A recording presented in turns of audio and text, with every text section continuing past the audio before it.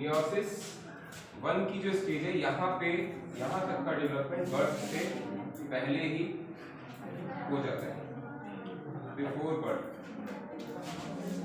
यहाँ तक का डेवलपमेंट जो है बर्थ से पहले हो जाता है, यानी सेकेंडरी फॉलिकल्स गर्ल चाइल्ड में बर्थ के टाइम बहुत सारे प्रेजेंट रहते हैं। कितने होते हैं? मिलियंस में होते हैं सेकेंडरी फॉलिकल्स, इतने बन जाते हैं। ठीक है, गर्ल जो बेबी गर्ल होगी उसमें सेकेंडरी फॉलिकल्स जन्म के साथ ही मिलियन की संख्या में, लाखों की संख्या में प्रेजेंट होते हैं, लाखों की संख्या। ठीक है, और यहाँ के आगे का जो डेवलपमेंट है ये मियोसिस 2 है ना, यहाँ तक रुक जाता है डेवलपमेंट, इसके आगे बढ़ता नहीं। कब बढ़ेगा? प्यूबर्टी के टाइम, एट प्यूबर्टी, जब 10 से 12 साल की उम्र होगी। ठीक है, वयस्कता आएगी, तब ये प्रोसेस चालू होगा आगे का। ठीक है, समझ रहे? वॉइस सुन रहा है कोई कि नहीं? कल फिर पूछूंगा, फिर भगाऊंगा पीछे खड़े रहोगे सारा साल।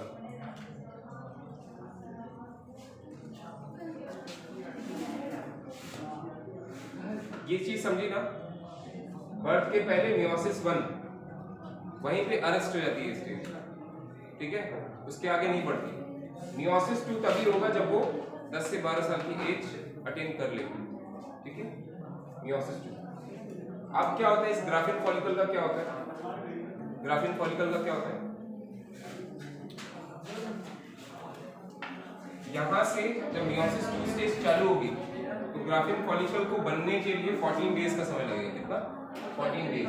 ठीक है, यहां से यहां तक कितना डेज लगता है? 14 डेज। ठीक है, और एग्जैक्टली 14-15 डेज के आसपास वेरी करता है, किसी में अलग किसी में अलग। ये क्या हो जाएगा? ये रप्चर हो जाएगा, ब्रेक हो जाएगा। ये सब इसी के अंदर चल रहा है। ठीक है, क्या लिखा मैंने? ब्रेक हो जाएगा या रप्चर, टूट जाता है। ठीक है, ग्राफिन फॉलिकल टूट जाएगा, एंट्रम नहीं, पूरा फॉलिकल ब्रेक हो जाएगा। ये रिलीज होगा एग बाहर। ठीक है, along with zona pellucida. Zona pellucida का रोल है। ठीक है, आगे जाके आप समझेंगे। तो ये क्या हो जाएगा? ये एग बाहर आ जाएगा। एग क्या हो जाएगा? बाहर। पोलर बॉडी का क्या फंक्शन है? वो डीजनरेट हो जाएगा। उसका कोई देखो ओव्यूलेशन के टाइम पर, ओव्यूलेशन मतलब एग रिलीज होने के टाइम। ठीक है, कौन से दिन? 14 या 15, 14 to 15 day of menstrual cycle. ठीक है, क्या होगा? ओव्यूलेशन। इसे क्या कहते हैं? ओव्यूलेशन। ओव्यूलेशन का मतलब होता है एग या ओवम का रिलीज होना। ओवम का ओवरी से रिलीज, अवमुक्त रिलीज होना। मेंस्ट्रुअल साइकिल के 14 या 15 डे पर। इसे क्या कहते हैं? ओव्यूलेशन। आप लोग लिख सकते हैं 14 या 15 डे पर ये रप्चर हो जाएगा। ठीक है, रप्चर होने के बाद एग जो है वो कहाँ चला जाएगा? कौन रिसीव करता है एग को? फिम्ब्रिए।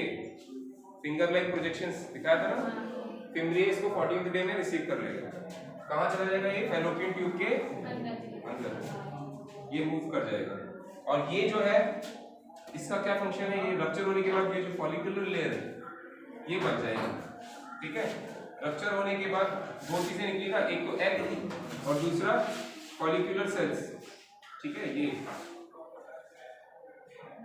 फ्लूइड तो निकल गया है ना, follicular cells, theca external, theca internal, ये सब एग तो बाहर आ गया। ये चीज रह जाएगा। ये स्ट्रक्चर क्या कहलाएगा? Corpus luteum. क्या कहते हैं इसको? Corpus luteum. ठीक है, और ये कॉर्पस ल्यूटियम प्रोजेस्टेरॉन सिक्रीट करता है। क्या करता है? प्रोजेस्टेरॉन। प्रोजेस्टेरॉन एक हार्मोन है, वो प्रोजेस्टेरॉन सिक्रीट करता है। ठीक है। और एस्ट्रोजन एक दूसरा हार्मोन है, उसकी मात्रा अब कम हो जाती है, यानी प्रोजेस्टेरॉन की मात्रा बढ़ जाती है, एस्ट्रोजन की कम हो जाती है। एस्ट्रोजन की मात्रा कम हो जाती है। एस्ट्रोजन कब ज्यादा होता है? एस्ट्रोजन इस स्टेज से पहले ज्यादा होता है, ठीक है। फॉलिकल्स बनने के लिए एस्ट्रोजन लगेगा, ठीक है। इस स्टेज में एस्ट्रोजन ज्यादा होता है, प्रोजेस्टेरॉन कम रहता है।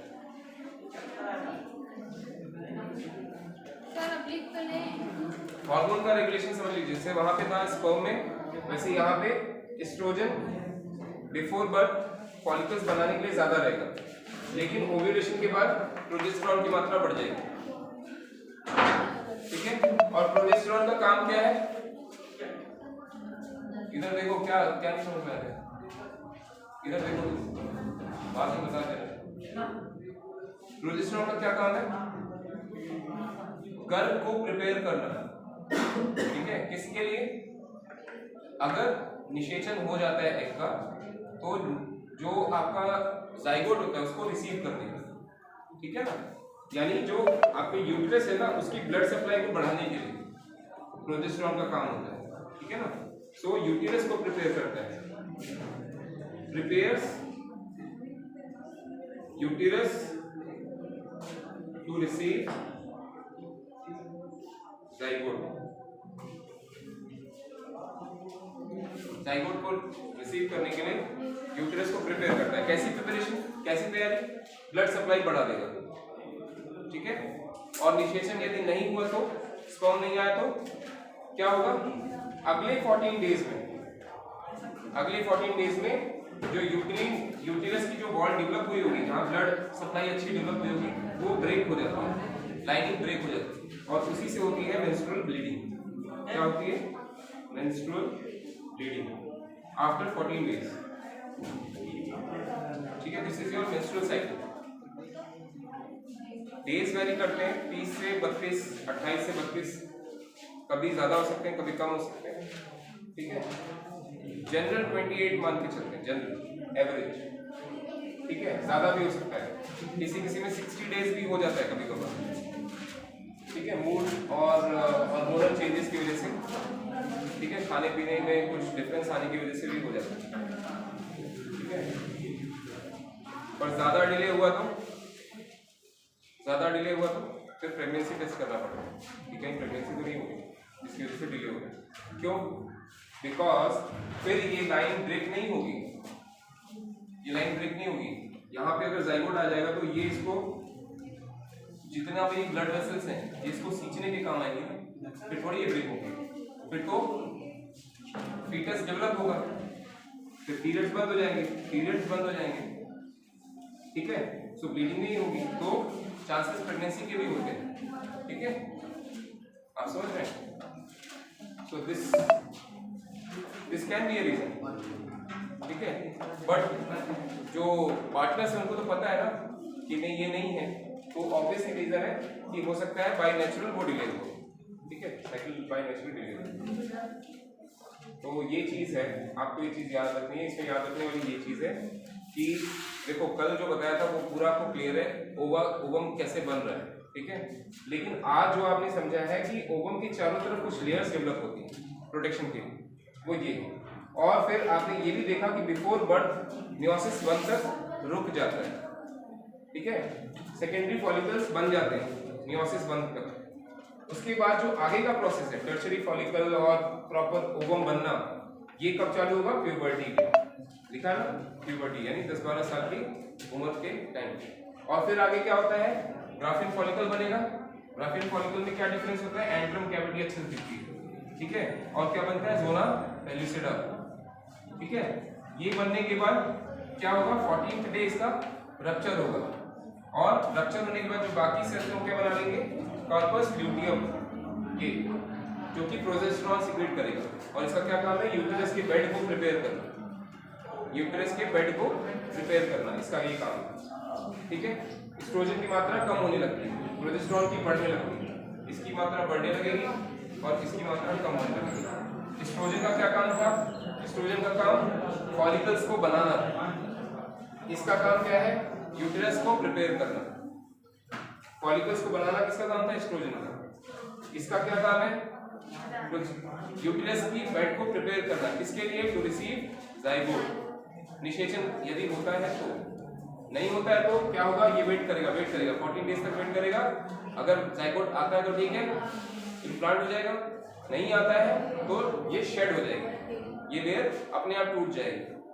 और उसमें ब्लड की लेयर्स मैंने बताया ना, काफी ज्यादा ब्लड रहता है, तो वो बाद में मेंस्ट्रुअल ब्लीडिंग के रूप में सामने आएगा। ठीक है, तो this is about menstrual cycle भी हो गया और आपका ये भी हो गया। मेंस्ट्रुअल साइकिल के बारे में डिटेल में हम थोड़ा और देखेंगे कि हार्मोनल कंट्रोल्स कैसे रहते हैं। ठीक है, एंड देखो आप देख रहे हो 14 डेज, यहाँ से यहाँ तक 14 डेज लगा। ओव्यूलेशन के बाद जब एग रिलीज हो जाता है, कहाँ पे? फैलोपियन ट्यूब में, तो वो 14 डेज तक वेट उसका रहता है, वेटिंग पीरियड। ठीक है, हालांकि एग सिर्फ 24 to 48 आवर्स ही जीता है। ठीक है, उसका लाइफ साइकिल 24 to 48 आवर्स ही है। उसी में अगर स्पर्म आ गया तो फर्टिलाइजेशन होगा, नहीं तो फर्टिलाइजेशन नहीं हो पाएगा। ठीक है, so it's a very very chance event, बहुत मुश्किल होता है, इतना आसान नहीं होता है। ठीक है, सो अगर तो 14 डेज और वेट करता है, अगर आता है तो ठीक है, नहीं तो शट ऑफ। आता है तो ठीक है, नहीं तो शट ऑफ। ठीक है, समझ रहे हैं कि? And then if the pregnancy is established, अगर प्रेगनेंसी हो जाती है तो अगले 9 मंथ 7 मंथ 8 मंथ जितना भी पार्चुरेशन का पीरियड रहता है उसमें पीरियड्स नहीं होंगे, मेंस्ट्रुअल साइकिल नहीं होगी। ठीक है, क्यों? क्योंकि सारा वो जो ब्लड है वो किस तरफ डायरेक्टेड है? न्यूबॉर्न बेबी को डेवलप करने, एम्ब्रियो को, ब्रूड को डेवलप करने। ठीक है, समझ रहे हैं? देखिए इसमें क्या है, मैंने आपको कंसेप्ट समझा रहा हूँ, आप ये बनाओ चाहे ना बनाओ, बुक में सब कुछ दिया हुआ है, आप बुक से बना लो क्लियर कट। अगर आपको साफ सुथरा बनाना है, आपको कम से कम कहानी समझ में आनी है, और आज के आज ही पढ़ोगे तभी वो आपको याद रहेगा। नोट्स बना लो, डायग्राम अच्छे से बना लो। वेट करोगे जैसे पीछे लोग खड़े हैं उनकी तरह वेट करोगे तो फिर कुछ फायदा नहीं होगा।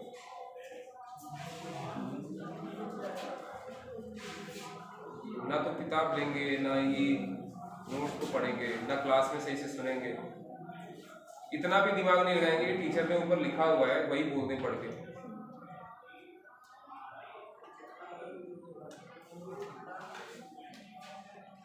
कम से कम इतनी तो चालूपन रखो कि देख के बोल दो।